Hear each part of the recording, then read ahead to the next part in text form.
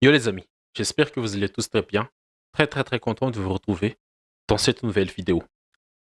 Match à haute tension, euh, avec beaucoup d'émotions aussi, des scénarios assez fous pour cette Portugal-Slovénie, mais à la fin, au bout des séances de tir au but, le Portugal de Cristiano Ronaldo, qui était en larmes hier soir après avoir raté un penalty décisif,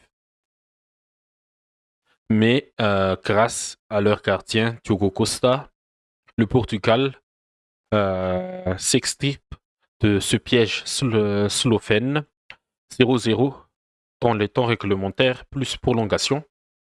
Mais 3-0, le Portugais s'impose au tir au but 3-0, surtout euh, grâce et surtout à leur gardien Diogo Costa qui a arrêté les 3 tirs slovènes. Et franchement, le match était encore assez moyen sur le niveau du jeu, le niveau, la qualité technique de chaque équipe. Mais sur le scénario, on aurait eu, on aurait eu un drame si le Portugal a fait et si la Slovénie aurait battu le Portugal et un grand exploit, un grand exploit historique pour la Slovénie pour sa première qualification en quart de finale euh, d'une grande compétition de son histoire. Mais c'est le football, c'est la loi du sport. Il y aura toujours un perdant et un gagnant. Et hier soir, désolé, c'est le Portugal qui s'en est sorti et va donc jouer la France ce vendredi pour une place en demi-finale face à l'Espagne ou à l'Allemagne. Bon, le Portugal, aligné en 4-2-3-1, sur papier comme d'habitude, avec Diogo Costa, l'homme du match pour moi. On va parler un peu plus tard. Nuno Mendes à gauche, Pepe, Ruben Dias, Cancelo,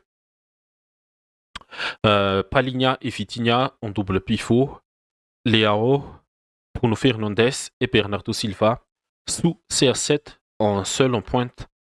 Pour la Slovénie, c'est un 4-4-2. C'est aussi leur système phare, leur dispositif classique utilisé par leur entraîneur Matthias Kek, au black dans les buts, Karnicic, le latéral droit, Dragusic et Piol, les deux costauds, les deux murs, les deux défenseurs costauds de cette équipe, Barkovec en latéral gauche et la ligne de 4 au milieu, Stojanovic, Cherin, Elchnik et Mlakar et les deux attaquants devant avec Sporar et Benjamin Sesko. Bon, le Portugal, il a été aligné comme ça en 4-3 sur papier, mais avec ballon, c'était toujours un CR7 qui va essayer de fixer les deux défenseurs, mais c'était lui qui a été fixé par Dragusic et Piol tout au long de la rencontre. Et Bruno Fernandes en électron libre qui va essayer de se faufiler entre ces lignes-là, une ligne cellophane très compacte et discipliné aussi. Et Vitinha aussi entre les lignes. Bon, le Portugal était en 4-3-3 avec ballon, avec Bruno Fernandes et Vitinha au milieu, et Palinha seul numéro 6 devant la défense, et Nuno Mendes et Joao Cancelo qui poussent aussi un peu en attaque quand la possibilité est là. Mais c'était un peu comme ça le schéma du jeu du Portugal. Son approche offensive, on a essayé de percuter avec Léon et aussi Nuno Mendes. On a essayé de trouver des jeux de combinaison avec Vitinha, Bruno Fernandes et parfois Palinha qui se projetait près de la surface. Et Bernardo Silva, comme à son habitude, il aime repiquer dans l'axe et laisser le couloir Cancelo. C'était l'approche offensive des Portugais sur ce match-là. Et pour la Slovénie, c'était défendre comme d'habitude, bien défendre sur toute la largeur du terrain. Un bloc qui va se coulisser très, très, très rapidement en 4-4-2. Comme ça, la Slovénie, elle maîtrise bien ce 4-4-2. Par contre, par rapport à d'autres équipes qu'il a essayé hier soir aussi, mais je pense que la Slovénie a bien défendu les assauts des Portugais et a essayé vraiment de piquer comme d'habitude en attaque avec le duo Sporar et Benjamin Sesko et aussi les projections de Stojanovic et Mlakar. Mais à part cela, cette animation-là, l'objectif des Portugais était de centrer, beaucoup de centres. Je ne sais pas le Portugal, est-ce qu'on peut avoir l'image là? Est-ce qu'on peut voir les centres?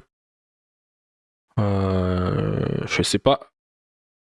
On n'a pas les centres. Oh, sur ce match-là, je ne trouve pas les statistiques des centres, mais le Portugal a beaucoup centré.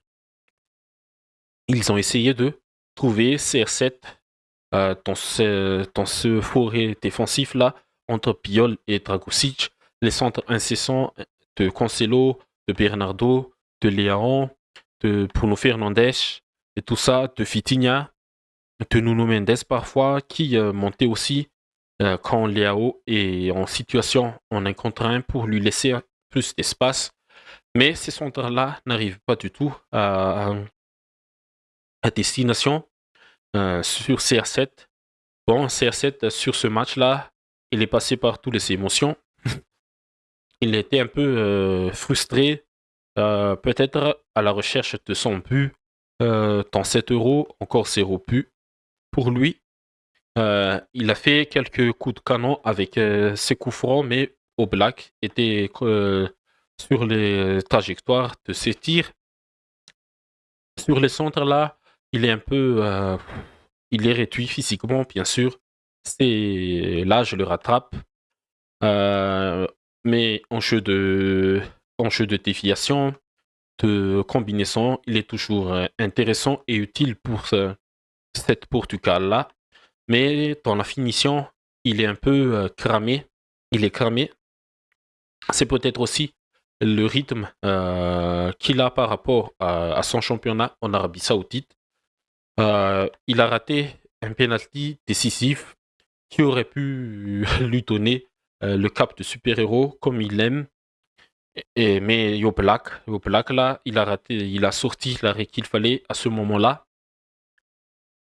Et CR7, il n'a pas pu retenir ses larmes après avoir raté ce penalty-là dans les prolongations. Et bon, le scénario du match aurait été complètement fou aussi, parce que derrière là, Pepe et Ruben Dias ont un peu eu un moment de doute, de panique face au pressing incessant de Benjamin Sesko et ces milieux-là. Il a fait un numéro 7. C'était qui déjà le numéro 7? Verbic. Verbic là, il a fait une très très bonne rentrée. Et aussi Chellar, parce que à quelques minutes, à quelques minutes du coup de sifflet final dans les prolongations, Benjamin Sesko aurait a bien profité de la glissade de Pepe, un glissade un peu à la Gérard, Liverpool-Chelsea, Première Ligue, saison 2013-2014. Mais Benjamin Sesko, il s'est un peu précipité aussi. Le cap de super-héros, il en a trop pensé. Mais on va aussi mettre en valeur la très très très grosse arrêt de Diogo Costa là, sur ce duel-là. Une super arrêt. Benjamin Sesko, un peu trop mou, un peu trop qui a cherché à cadrer, à trop cadrer. mais pas à fusiller comme Nico Williams l'a fait face à Mamartashvili, alors qu'il a fait encore le temps et l'occasion euh, de bien finir cette action. Mais heureusement que Diogo Costa a sorti l'arrêt décisif de 7 euros. Bon, si le Portugal va au bout, je pense que Diogo Costa sera l'une des zéro des bons souvenirs. Il a fait le parade, l'arrêt de cette compétition par rapport au contexte. Et oui, par rapport au contexte, il n'y a que ça, le contexte. Parce que Pepe, quand même, il était bon sur ces interventions défensives-là. Mais en fin de match, on le voit bien aussi être un peu, pas un peu, mais très très diminué physiquement.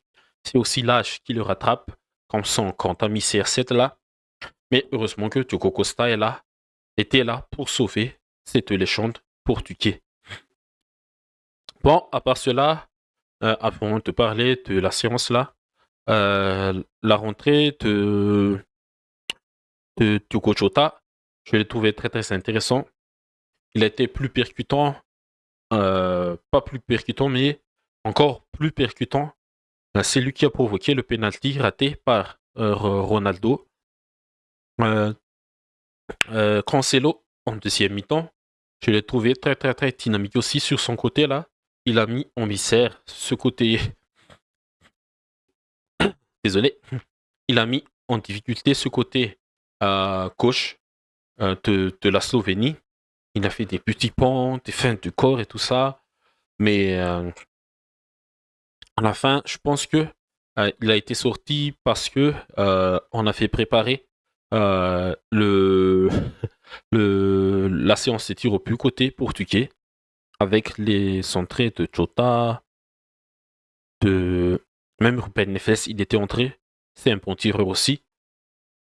Mais Joao Cancelo, je l'ai trouvé très, très, très intéressant aussi, notamment en deuxième mi-temps sur quelques séquences de cette second acte. Mais bon, globalement, le match était encore une fois dans un rythme pas assez fou. Il y a eu des occasions d'un côté comme de l'autre, mais les deux équipes ont aussi manqué de réalisme là. Au total, 20 tirs pour le Portugal dans les coups francs de CR7, 20 tirs dans 6 cadrés. Euh, c'est un peu au-dessus de la moyenne. Mais à la fin, c'est le Portugal qui est sorti vainqueur, surtout et vraiment grâce à son gardien.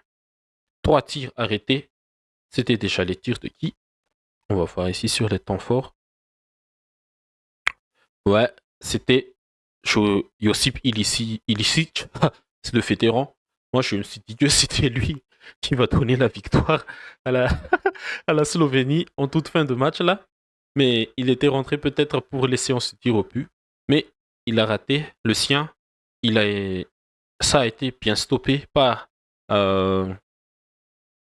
bien stoppé par le gardien portugais Diogo Costa et Cristiano Ronaldo qui s'est bien rattrapé sur son penalty raté et il s'est bien excusé auprès de ses supporters. Deuxième penalty, Yuri Balkovec, le latéral gauche. Il rate aussi le sien, très bel arrêt une nouvelle fois de Diogo Costa. Bruno Fernandes, l'un des meilleurs tireurs en ce domaine.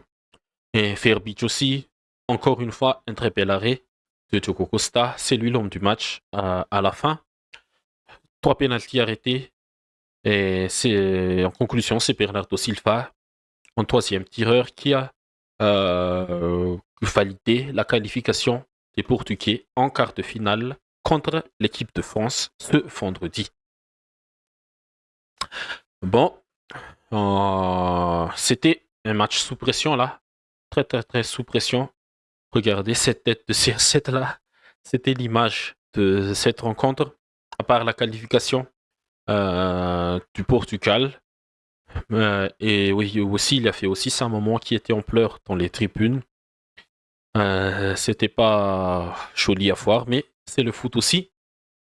CCR7, c'est l'un des guerriers, des joueurs qui a le plus fort mental, un mental d'acier dans le football jusqu'à présent.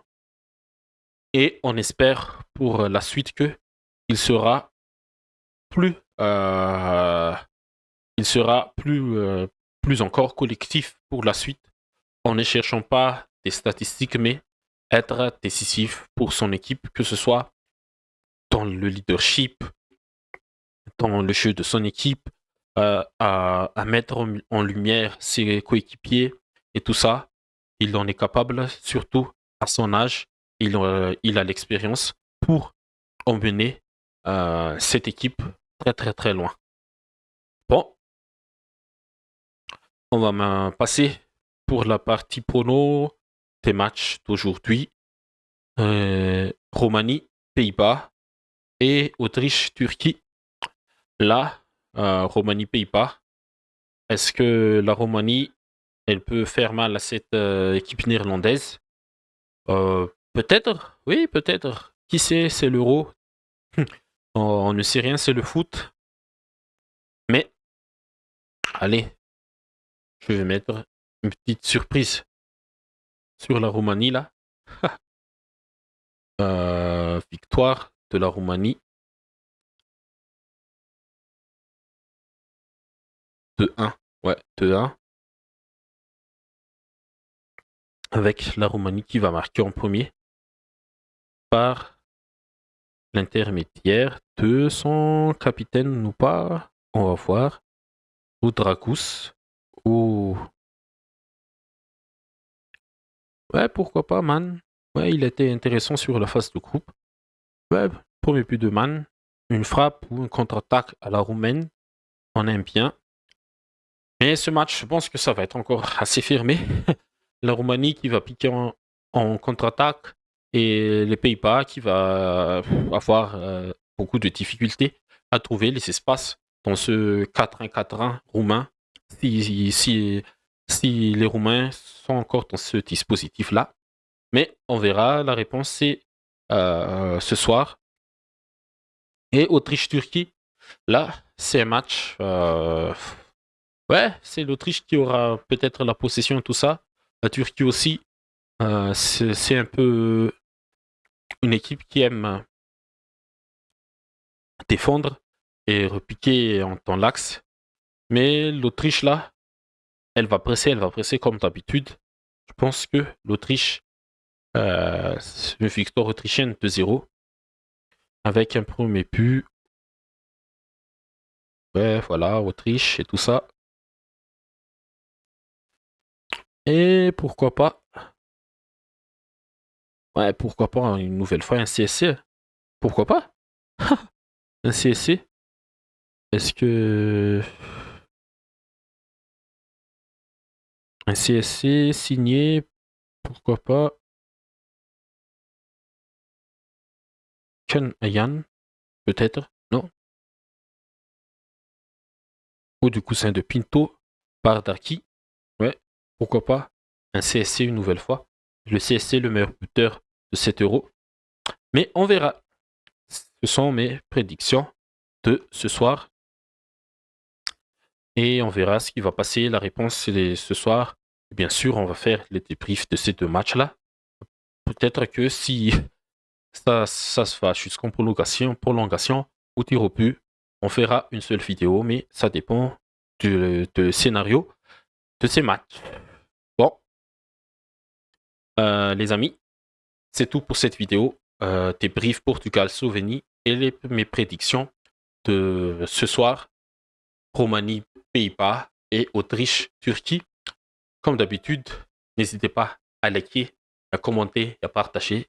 Et surtout, n'hésitez pas à vous abonner si vous ne l'êtes pas encore. Merci à vous tous et à la prochaine.